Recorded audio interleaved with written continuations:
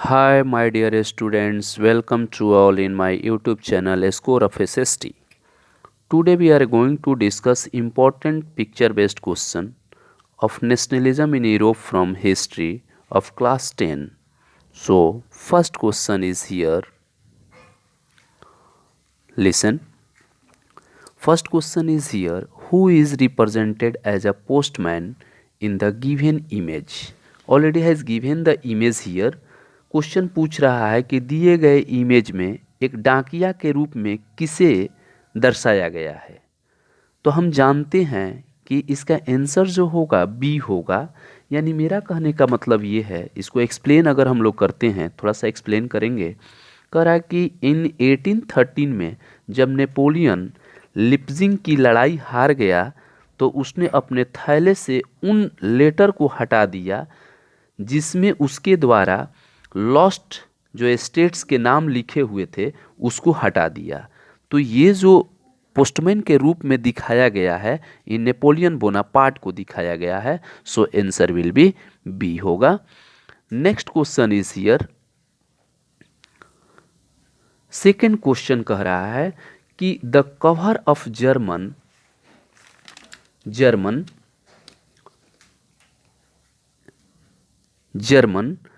एल्मेनेक design by the journalist Andreas Rebmann in 1790 and describe which events means 1798 में पत्रकार Andreas रेबमैन द्वारा design किए गए एक जर्मन पंचांग का कवर फ्रांसीसी क्रांति फ्रेंच रिवॉल्यूशन और इसके क्रांतिकारियों से संबंधित है। ठीक है, तो इस पिक्चर में किस चीज़ को शो किया गया है? तो हम जान रहे हैं कि इस पिक्चर के माध्यम से ये दिखाने की कोशिश किया जा रहा है कि जो बस्टिल प्रिजन है, इसमें 1789 में क्रांतिकारियों द्वारा जो बस्टिल जेल था, छवि को दिखाया गया था।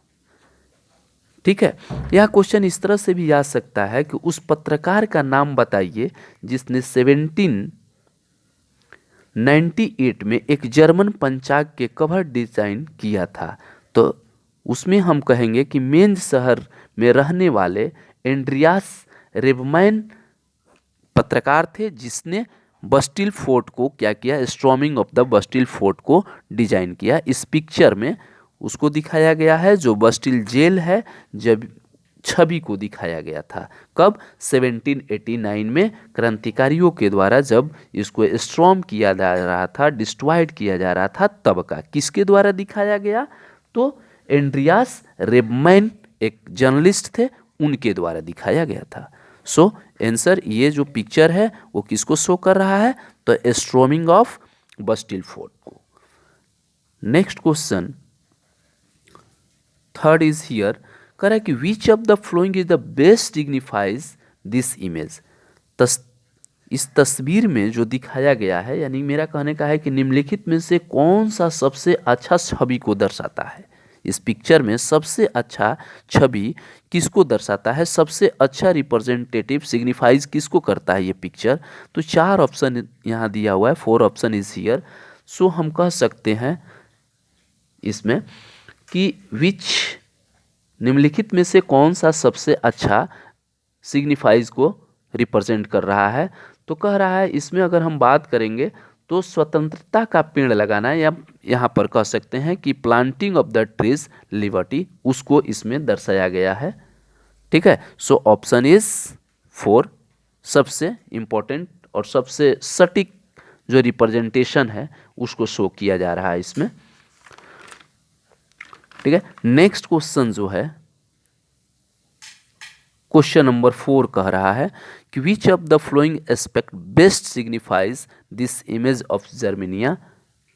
ठीक है, यानी जर्मनिया जो है, इसमें हम कह सकते हैं कि निम्नलिखित में से कौन सा सबसे अच्छा इमेज जो जर्मनिया को शो कर रहा है।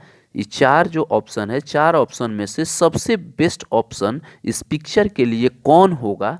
तो हम कह सकते हैं कि तस्वीर में दिख रही जो महिलाएं हैं, ये जो महिला हैं जर्मनिया, ये जर्मनिया है।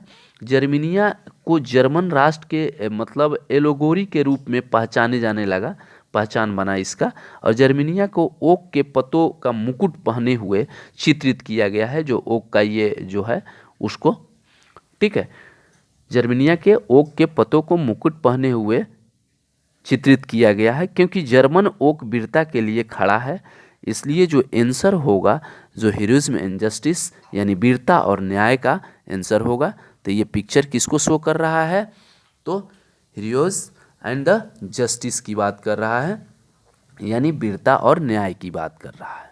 नेक्स्ट क्वेश्चन जो है 5 नंबर कह रहा है कि which of the flowing aspect of the Bismarck is known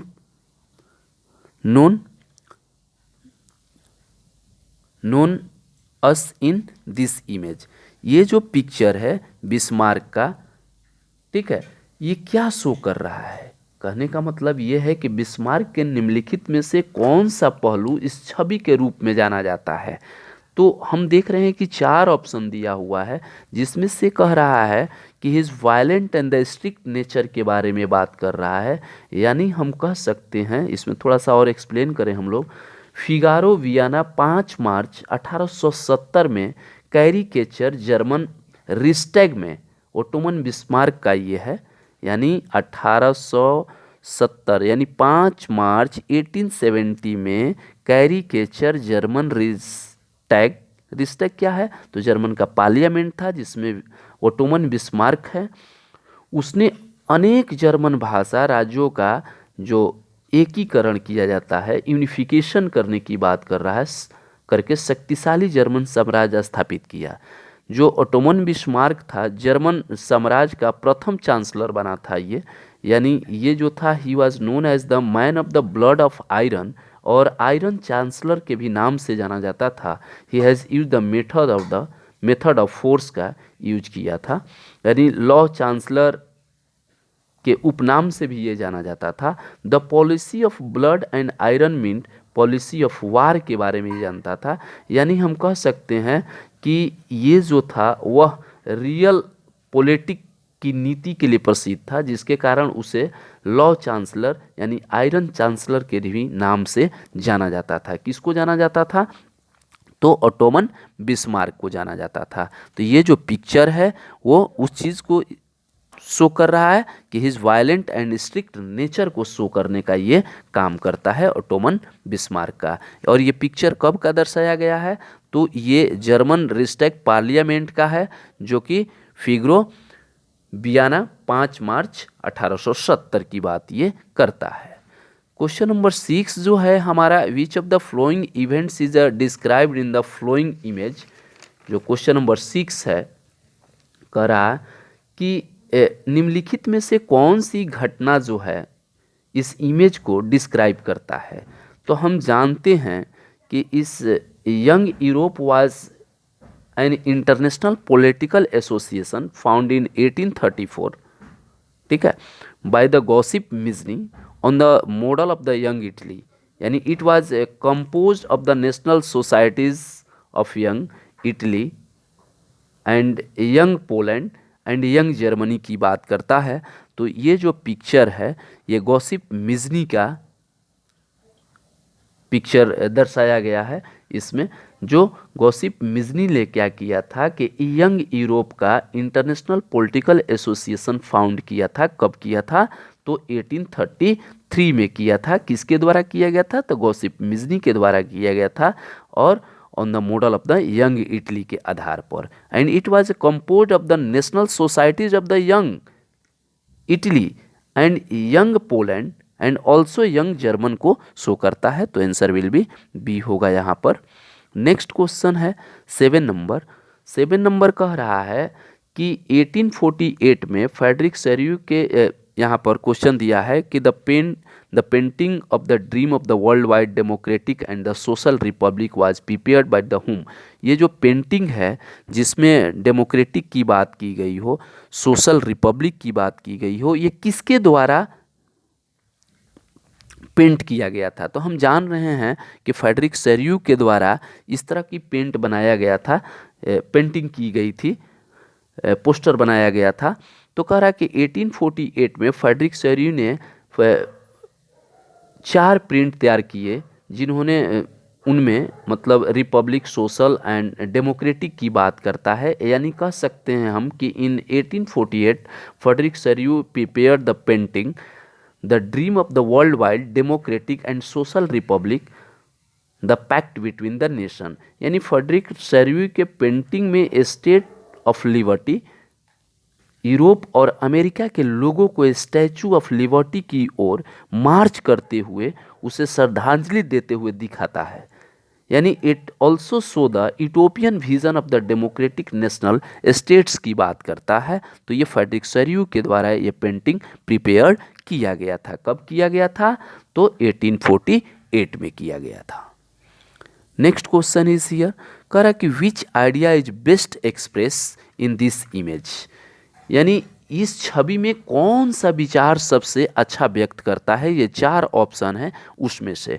तो अगर हम बात करें आंसर का, तो ये रोमांटिज्म की बात करता है, लेकिन इसको थोड़ा सा हम देखें, एक्सप्लेन करें कि ये कब की घटना है जो इस तरह के पिक्चर में शो करता है। तो कह रहा है कि जियोस में एक नरसंहार जो हुआ था, फ्रांसीसी कलाकार यूजिन डेला क्रोई डेला कुरियक्स कुरियस की दूसरी प्रमुख तेल चित्रकला है। काम 4 मीटर से अधिक लंबा है और चियोस नरसंहार में चियोस द्वीप पर, आइसलैंड पर युद्ध के विनाश के कुछ भयावहता को दर्शाता है।